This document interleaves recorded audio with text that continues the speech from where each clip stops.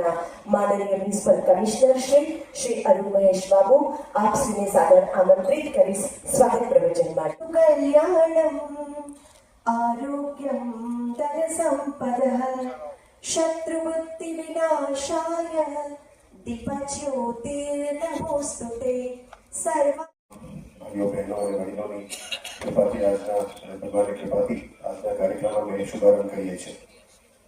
સૌપ્રથમ આપણા આમંત્રણને માન આપીને વડોદરા મહાનગરપાલિકાના આ કાર્યક્રમમાં પધારેલ ગુજરાત રાજ્યના યશસ્વી નાયબ મુખ્યમંત્રી શ્રી અને વડોદરાના પ્રભારી મંત્રી શ્રી હર્ષભાઈ સંઘવી સાહેબને આજના કાર્યક્રમમાં અમે દિલથી આવકારીએ છીએ અને સ્વાગત પણ કરીએ છીએ.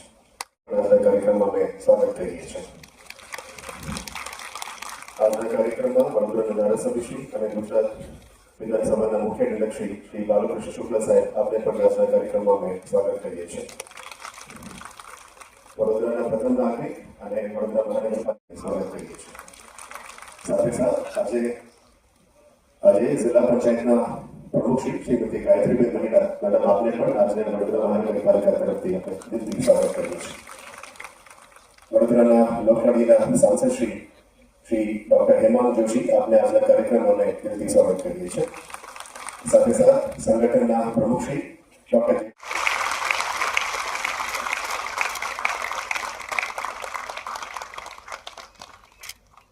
સભાસદશ્રીઓ, અહીં ઉપસ્થિત સૌ ભાઈઓ બહેનો, મંચસ્થ સૌ મહાનુભાવો અને મીડિયાના મિત્રો, આદરણીય વડાપ્રધાન શ્રી નરેન્દ્રભાઈ, ડેપ્યુટી મેયર શ્રી ચિરાગભાઈ બારોટ, માનનીય સૈનિક સમિતિના ચેરમેન શ્રી ડોક્ટર શીતલ મિસ્ત્રી, નેતા શ્રી મનોજભાઈ, દંડક શ્રી શૈલેષભાઈ, ભારતીય જનતા પાર્ટીના શહેર પ્રમુખ શ્રી જયપ્રકાશભાઈ, મહામંત્રી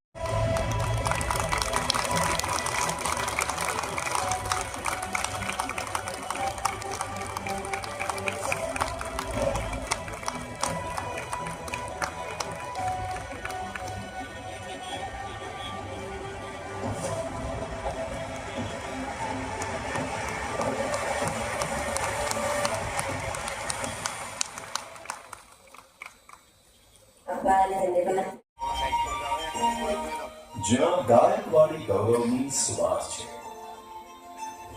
અને નવી પેઢીના સપનાઓનું આકાશ છે. આધુનિકતાને બાદ ધરીને જે ઘડીએ સંસ્કૃતિ અને કલાને નિરંતર સાચવી છે. સુરક્ષા, સુવિધા અને સમૃદ્ધિના દરેક પ્રયાસોમાં આગળ રહેનારી ગુજરાતની સંસ્કારી નગરી વડોદરા.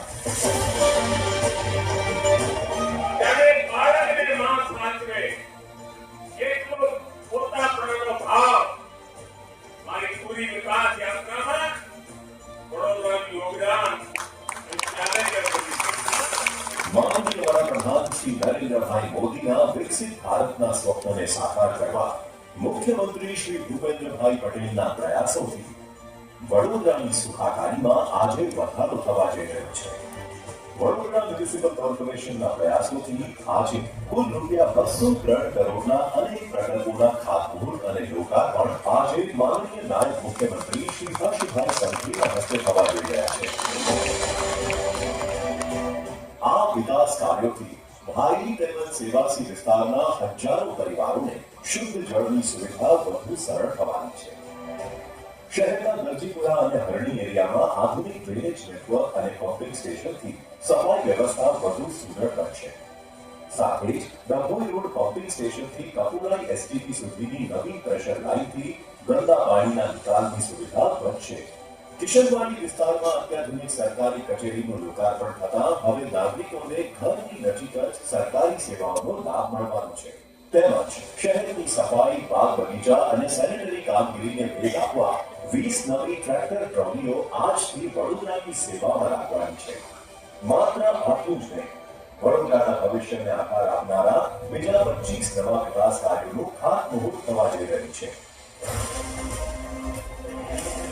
જેમાં નવા 19 જેટલા રોડ, 4 નવી બિલ્ડિંગ્સ, સાથે સ્વર્ણિમ ગુજરાત સ્પોર્ટ્સ યુનિવર્સિટી સંકુલ કેસરમાં ગર્લ્સ હોસ્ટેલ ફેઝ 2 સહિતના ઇન્ફ્રાસ્ટ્રક્ચરના કાર્યો સહિત પર્યાવરણ, સ્પોર્ટ્સ સહિતની અનેક સુખ સુવિધાઓ બૂસ્ટ થવાની છે. આપણે સૌ સાથે મળી અને જે માન્ય નરેન્દ્રભાઈનો સંકલ્પ છે એક આત્મનિર્ભર ભારત અને આત્મનિર્ભર ભારત બનાવવા માટે આત્મનિર્ભર ગુજરાત થકી આત્મનિર્ભર ભારત બનાવીશું. એમાં સૌનો સહયોગ રહેશે. આપણે સૌ સાથે મળી આગળ વધીએ. ચાલો વિરાસતનું રક્ષણ અને પ્રકૃતિના સંરક્ષણ સાથે આ વિકાસના ભાગીદાર થઈએ.